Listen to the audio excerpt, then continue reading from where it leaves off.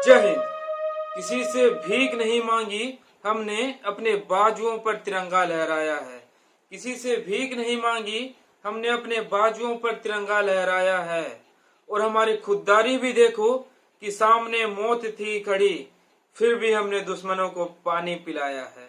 गरकोन village, Batalik sector, Kargil. जब सर्दियों में लोग कंबल के अंदर सो रहे थे, एक चरवाहा था तासी नाम बयाल। सुबह उठकर वो बकरियां चराने गया था और उसकी एक याक खो गई, जिसे ढूंढते ढूंढते सुबह के 10:42 बज चुके थे, यानी जिस समय पहाड़ियों में सूरज भी नहीं निकलती। और जब वो लड़का अपने दूरबीन से याक को ढूंढने लगा तो उसे सामने की पहाड़ी में कुछ हलचल दिखी। और यहीं इसी दिन से शुरू हुई एक ऐसी कहानी, एक ऐसा जंग जिसे हम कारगिल वॉर के नाम से जानते हैं, या फिर उसे हम कारगिल वॉर कहते हैं। पर ऑफिशियल ये डिक्लेयर किया गया कि 19 मई 1999 के दिन से ही कारगिल वॉर की शुरुआत हुई थी। पर मेरी ये कोशिश है कि मैं आप सभी को, मेरे देश के हर एक जनता को, हर एक नागरिक को, हर एक भाई को, हर एक बहन को और अपने यूथ को शुरू से बता सकूं कि कैसे 2 मई 1999 के दिन से ही कारगिल वॉर पहली झलक से शुरू हो चुकी थी। और ये मेरी जिम्मेदारी भी है कि मैं आप सभी को हर एक चीज से अवगत कराऊं और रूबरू भी कराऊं। 2 मई 1999 टेम्परेचर माइनस पे था। वो लड़का, वो चरवाहा तासी नाम बयाल बटालिक सेक्टर के गरकुन विलेज में रहता था और वहां से अपने याक को दूरबीन में ढूंढते ढूंढते वो बंजू टप पहुंच गया, जहां पे उसने देखा कि सामने की पहाड़ी में घुसपैठ हो रही थी, जो कि उसके लिए एक नई चीज थी। उसे बहुत अजीब लगा ये सब देखकर। और उसी दिन वो चरवाहा दौड़ते दौड़ते नीचे पोस्ट पर आया और 2 सिपाहियों को बोला कि साहब, ऊपर पहाड़ी पे 6 लोगों की घुसपैठ हो रही है। फिर सर्च पार्टी के तौर पे कुछ पार्टीज रेकी पेट्रोलिंग के लिए ऊपर भेजी गई। फिर हमारे साथ एक बहुत बुरा हादसा हुआ। 4 मई 1999 line of control, Kaksar, Kargil sector. Jat regiment के चार्ली कंपनी की पेट्रोल टीम उसी दिन खो गई। 5 मई 1999 line of control, Kaksar, Kargil sector. Jat regiment के ब्रेवो कंपनी की भी पेट्रोल टीम खो गई, जिसको कमांड कर रहे थे लेफ्टिनेंट अमित भारद्वाज। और सूत्रों से पता चला कि दोनों पेट्रोल पार्टीज शहीद हो चुकी थी, यानी किल्ड इन एक्शन। 6 मई 1999 रक्षा मंत्रालय, न्यू दिल्ली। जैसे ही हमारे सिपाहियों की पहली शहादत की खबर वहां तक पहुंची, पूरे रक्षा मंत्रालय में खलबली मच गई।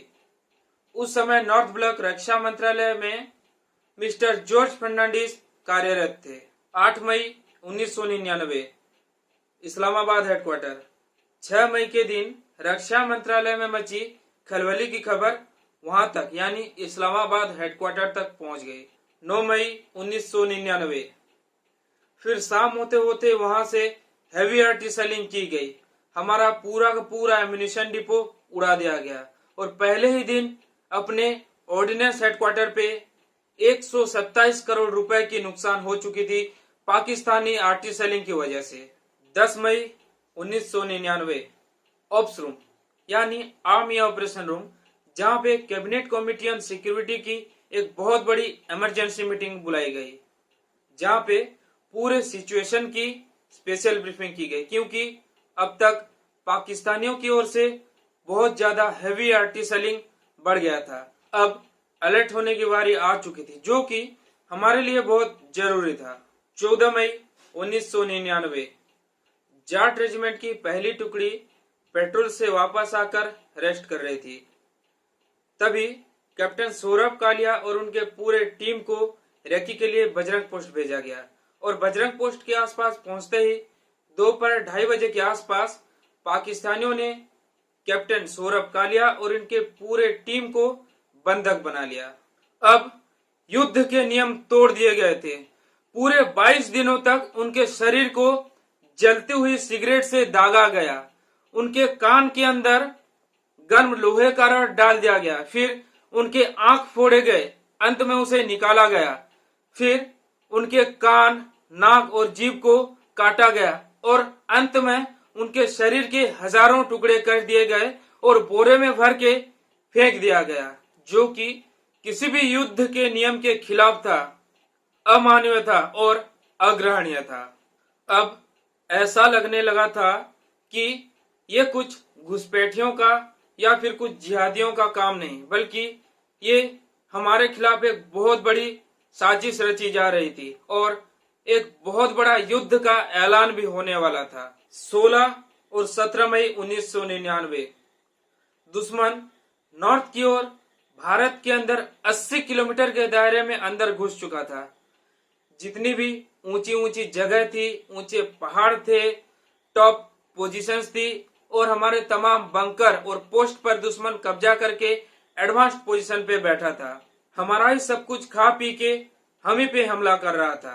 पॉइंट 4875, तोलोलिंग, कुकरथांग और टाइगर हिल, ये सब टॉप एडवांटेज पोजीशंस थी, जहां से दुश्मन NH1 पे नजर लगाए बैठा था और वहीं से NH1 पे हेवी आर्टिलरी कर रहा था to cut off Kashmir valley from Ladakh by hitting national highway number 1।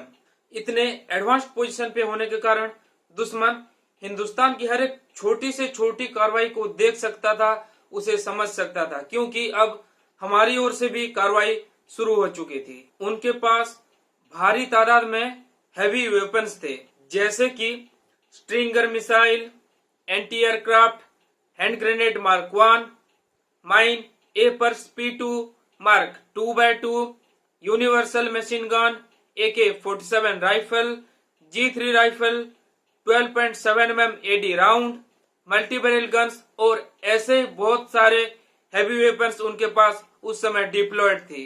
और यहाँ से एक फायर खुलता तो वहां से 50 फायर जवाब में आते, और आप तभी एक के बदले 50 फायर खोल सकते हो जब आप एडवांस्ड पोजीशन पे बैठे हो, आपके पास भारी तादाद में एम्यूनिशन मौजूद हो, आप दुश्मन के हर एक छोटी से छोटी कार्रवाई को अच्छे से ऑब्जर्व कर सकते हो और आपको दुश्मन की एक छोटी से छोटी कार्रवाई अच्छे से समझ में आता हो, तभी आप एक के बदले 50 फायर दुश्मन के लिए खोल सकते हो। हमारी सबसे बड़ी डिसएडवांटेज ये थी कि ऊपर दुश्मन एडवांटेज पोजीशन पे बैठा था और हम नीचे। अगर हमें नीचे से ऊपर हमला करना हो तो रेशियो विल बी 1:6। अगर दुश्मन का एक सिपाही शहीद होता है तो हमारा 6। और कारगिल टेरेन कुछ ऐसा है कि द रेशियो विल बी 1:10, यानी अगर उनका एक सिपाही शहीद होगा तो हमारा 10। और इसीलिए ज्यादा से ज्यादा मोबिलाइजेशन कारगिल सेक्टर में बढ़ाया गया था। 18 मई 1999 ये सारी खबरें, ये सारी घटनाएं रक्षा मंत्रालय में पहुंचा दिया गया।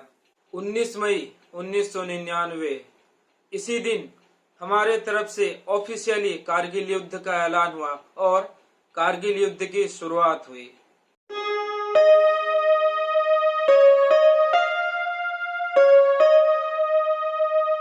आप नमक का हक अदा करो, हम मिट्टी का हक अदा करेंगे।